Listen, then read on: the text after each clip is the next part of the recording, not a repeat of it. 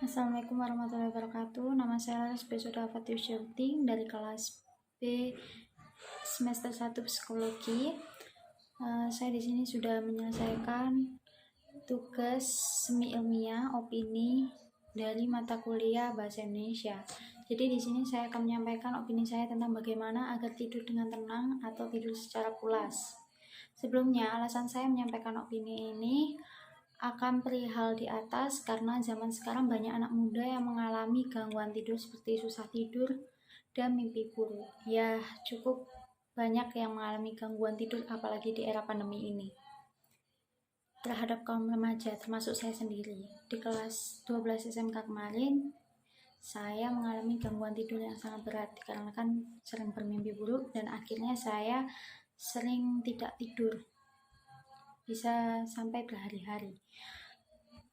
Bisa disebut juga itu gangguan insomnia. Tapi setelah saya mencari cara agar tidak lagi insomnia, saya kembali tidur dengan tenang tanpa bermimpi buruk. Saya banyak melakukan pencarian di internet bagaimana saya bisa tidur dengan pulas tanpa terbangun di tengah malam. Saya mencoba segala cara tapi tidak semuanya ampuh. Nah, setelah saya melakukan banyak percobaan, saya mulai mendapatkan cara tersendiri agar tidur dengan tenang. Saya baru menyadari bahwa cara tidur dan jam tidur itu sangat berpengaruh agar tidak lagi mendapatkan masalah gangguan tidur seperti insomnia.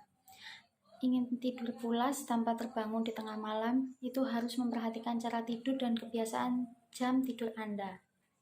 Kebanyakan orang yang memiliki gangguan tidur adalah orang yang tidak teratur waktu, orang yang terlalu memikirkan banyak hal, atau bisa disebut juga sebagai overthinking. Jadi kebanyakan orang tidak tidur itu karena overthinking dan tidak teratur.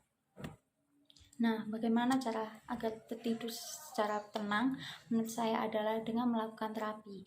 Terapi membiasakan diri untuk tidur di waktu yang tepat, melakukan hal-hal yang membuat diri rileks sebelum tidur.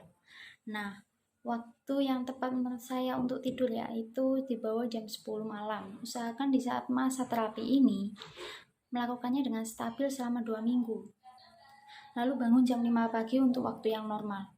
Lalu terapi juga kebiasaan-kebiasaan sebelum tidur yang membantu diri untuk rileks secara seperti yang pertama membersihkan diri untuk gosok gigi, cuci muka, bahkan mandi sebelum tidur agar badan merasa sejuk.